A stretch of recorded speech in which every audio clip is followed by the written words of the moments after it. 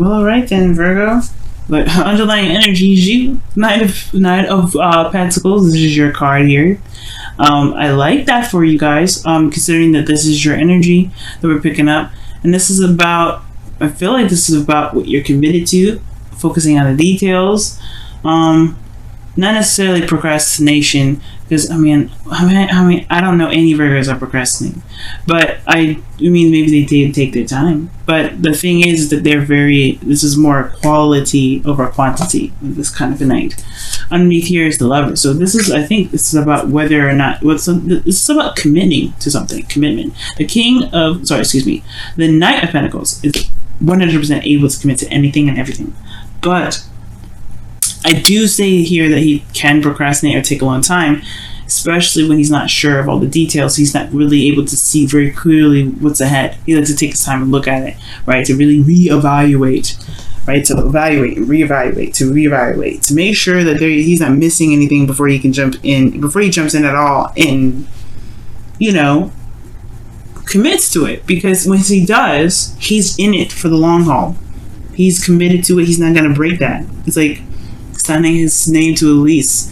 When he says he's doing something, he's doing it. And that's you guys, right? You guys will say, like, if you guys say you're going to do something, you're going to do it. Unless something ultimately has to give, right? And you can't do it, and you have to change it. You're changing your mind, and you're doing it. But there is this like slow behavior that comes up with looking at the details. You have to be slow, right? You have to take your time with it, because you're gonna miss something if you don't take your time. If you don't slow down. So there is a slow progress. There's a slow build up, but it's only because somebody is having a little bit of an issue with figuring out whether or not this is something they want to commit to or not. And like I said before, the Knight of Pentacles does not have a problem with committing. It's not like the Knight of Wands. He's not flaky. He doesn't jump in 1 minute and say never mind the next second when the things get serious. He's in it for the long haul. But that's why he's so slow, because he wants to be sure whatever he goes into is legitimate. Like he's willing to sit through that for however long it takes to make it happen. Now, your situation here is very interesting. You have Justice here, which does communicate to me that there is maybe contemplation of marriage. And the reason why I say that is because of the Empress and the Lovers. Now, if I had the Four of Wands, I would be more prone to be like, hell yeah, somebody's getting married, or somebody's something like that. But we take that with a very small grain of salt. I don't have all the cards that I like to see here to say that 100%. You know what I'm saying? Justice, honestly, regarding an open reading like this for masses and everything like that, or for people that are watching on YouTube, I give the general kind of message for it, which is pretty much, especially with this being in your current state of being, it's about balancing the scales, right?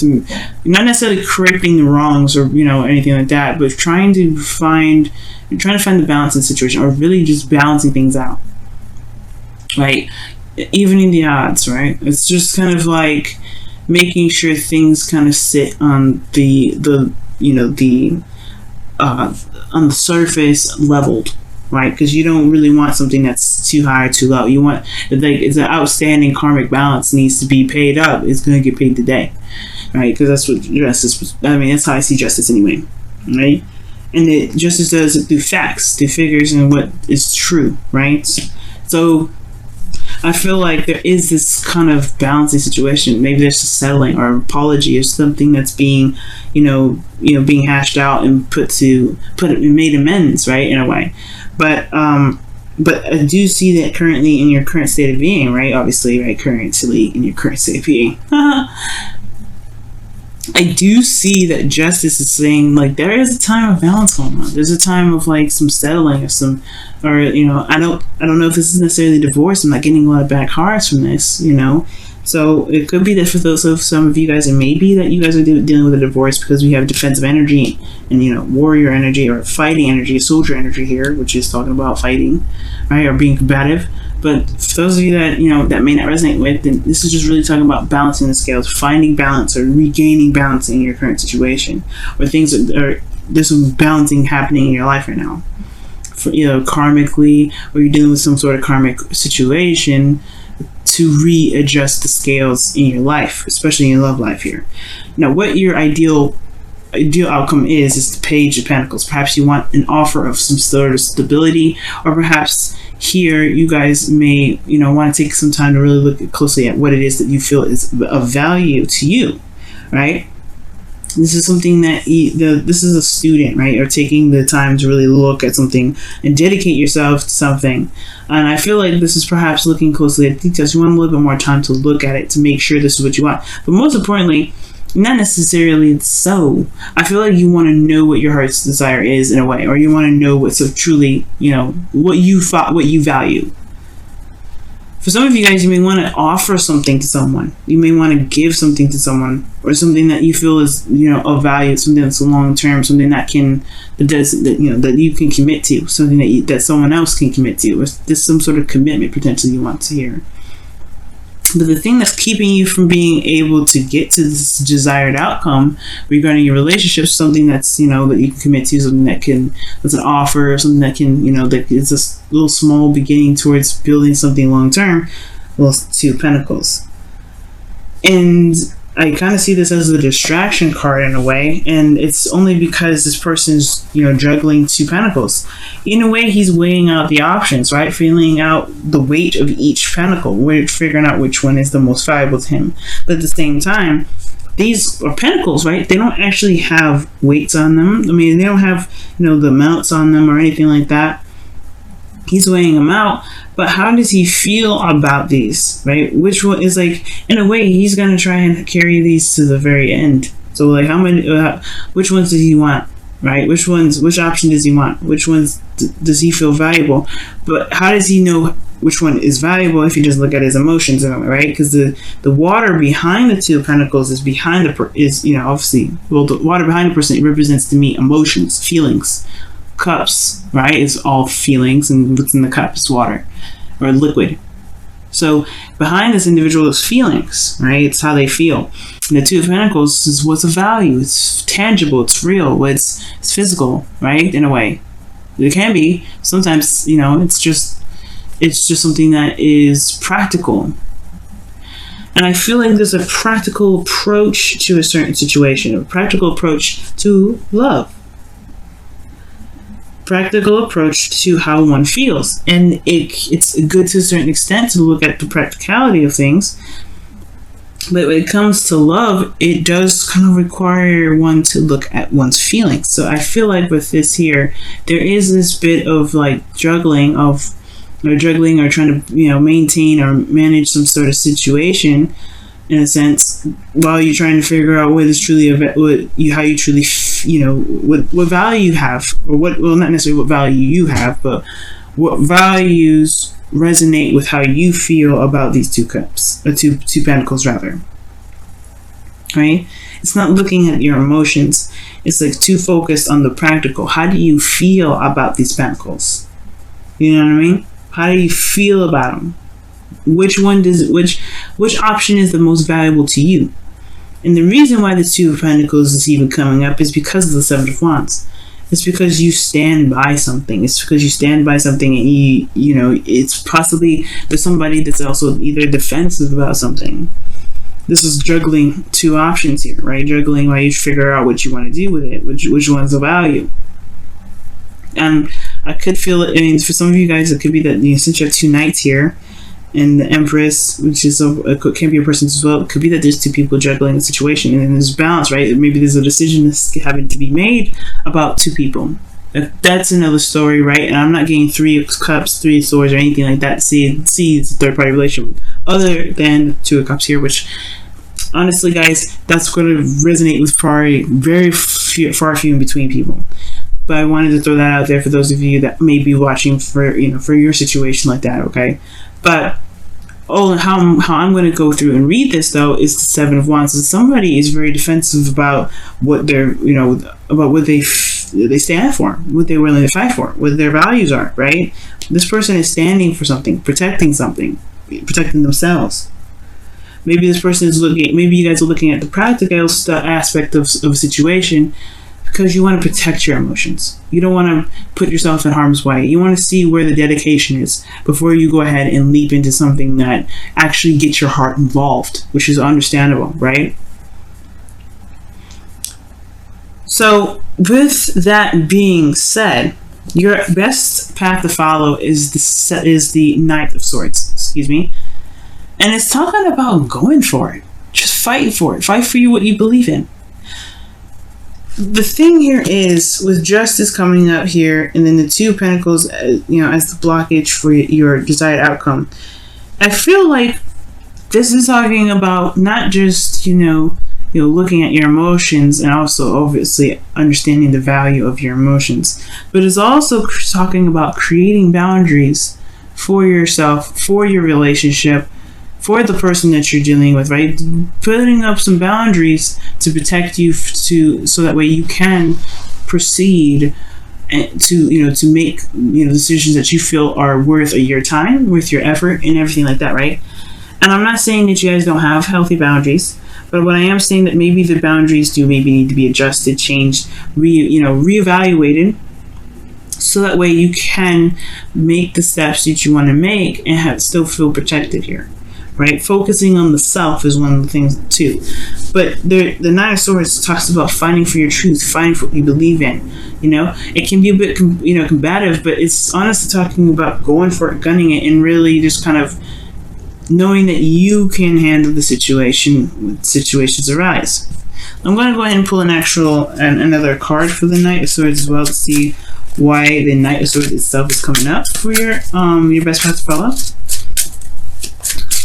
Okay, and you guys have the Knight of Swords, the Six of Swords, about transition, moving forward.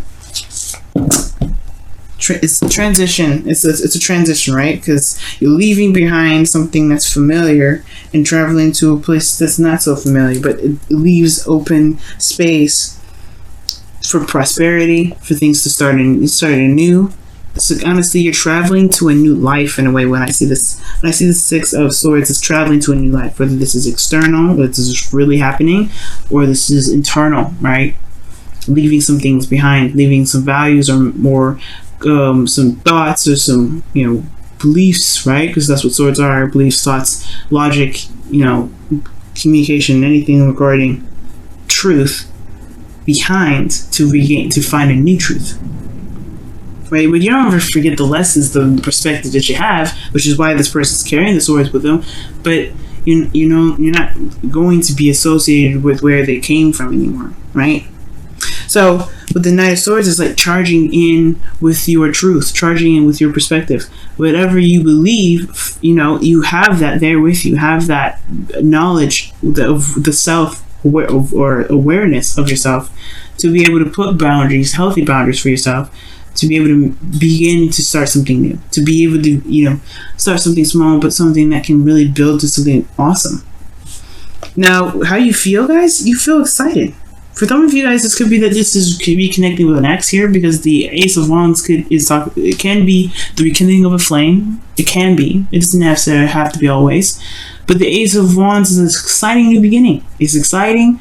It's about passion. This is a new beginning regarding how you feel, and it's one that's not only influenced by how you feel, but requires action. Right? It's going to require action. I feel like you have this urge and this, that this is like truly. Not just exciting, right? But that this is coming from your heart. When the Ace of Wands comes up, this is like passion, creativity, everything that comes from you, right? And I feel like with love, obviously, right? This is taking action on how you feel. So, yeah, this is exciting.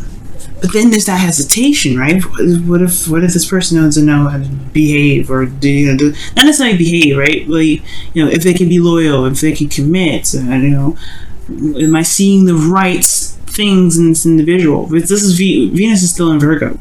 Okay, she's almost out of it, I think, but she's still in Virgo. So you're looking at the relationship of the other person, like, all right, do they apply? Does it apply? Does it work for me? Do they have some of the same values? Do they have a goal? Like, you're looking at the situation from a very practical sense, but how do you feel about that person? How does that connection feel? Is it exciting? I think it is. Because in your hopes and fears, you have judgment. you know that the decision that you make regarding this relationship is going to change your life. Lovers, these two people that meet each other, their lives have never been the same since. Because love is transformative, right? But it's also about being true to the new you that arises from judgment, right? Because like, you're not the same person that you were back then, right? You're not the same individual that has been through all those kissing the frogs, right? You're not the same person. You're totally new and revamped. And this relationship with this person looks like a soulmate connection. Just because you have justice and the love is there, automatically I feel like this connection is going to change your life. It's going to change you, but it's not going to be the other person that changes you. It's you that's going to be changing you. Why? Because you're going to be doing something different. You're going to be doing something that is, that shows you that you changed for you. You're doing all of this for yourself. When you get into a relationship, you're not doing it for the other person. You don't ever get into a relationship for the other person. You go into the relationship for yourself. So I feel like with judgment here, like that's one hell of a transition, or not even transition. This is transformation, right? And call to action. Already talking about action. This is a different approach. This is a different way of how you handle love, especially when it comes to just emotions and looking so practically at a situation. And I feel like, I honestly feel like, although it's kind of scary to kind of go that route, and not really, it's all about based off emotion and not really about, what's there, I feel like it's going to show you something about yourself that you probably never even really truly realized or embraced that much. It's going to show this creative and this passionate side of you that truly makes you feel like, you're capable of manifesting anything. Empress in the outcome, right? I feel like in the outcome, you can manifest abundance. You'll manifest something. You'll manifest whatever you want to manifest. You're the creator of your own destiny. Now, with Empress here, this does talk about, domestic situation, right? It can be, but it also talks about, right? It also talks about, comfort in a way, stability, because she's comfortable with that. She's always stable. She's in a place of stability. Why? Because she created the abundance around her to make herself stable. Because she attended to what she felt. She knows how she feels. The water, this little, I don't know if y'all see it in the very background here, but there's water here. That's a stream. That's emotions there. She lets her emotions run. She lets her emotions run. She's very patient. And honestly, the Empress is such a beautiful card to get at the outcome, because I really feel like this is showing you guys, or telling you guys here, that there's something beautiful that can be created with this relationship, with you just being in it, with you being so attentive to details. This is also the card for Scorpio, or actually Taurus. This is the card for Scorpio. Pluto is all very transformative. But it's very interesting how you have the opposites here. Jupiter in Scorpio, and then you have Uranus in Taurus, changing how you changing your value system. That's what this is all about. So, with all this said, let's go and take a look at your romance angels. Flirt. Wow. And it says, extend your lighthearted energy to others.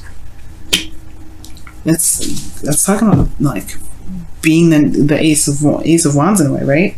Having fun, being expressive, taking action. Oh wow, taking action,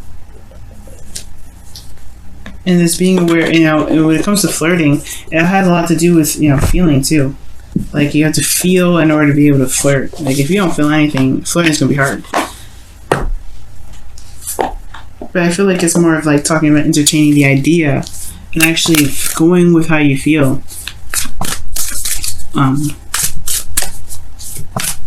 You're going with how you feel and creating something amazing. Just allowing yourself to enjoy the connection. Right, so let's go ahead and take a look at wow. the whispers of love, and it says, be willing to express love. When we express love, we begin to receive love. And I feel like that's the Knight of Swords. Both of them, actually. Flirt, express your love, communication, guys. The Knight of Swords is communication. The Knight of Swords communicates his truth very bluntly, very openly. He doesn't have a problem with saying something or saying anything. And perhaps maybe the only thing that you guys really need to do is just communicate how you feel. Right? The Knight of Swords is like saying, hey, you know your truth, speak your truth, go for it. You know what you want, you know what your truth is, go for it. Don't worry about this other practical stuff. Just focus on what's going on now. How do you feel? The Knight of Swords, he's impulsive, just like the Knight of Wands. He kind of runs in fast. The Knight of Wands. He's the fast one. I feel like he's the fastest knight because he knows the truth and he goes with it. He runs with it. He just goes. Nothing's stopping him. Nothing's keeping him from doing anything. Nothing's keeping him from being able to just express what he wants. And I feel like just allowing yourself to just be, allowing yourself to feel, allowing yourself to just go with it. You can create so many beautiful things because of your attention to detail, because of what you feel is valuable, and you can connect those two and create those beautiful things. But it all stems from how you feel.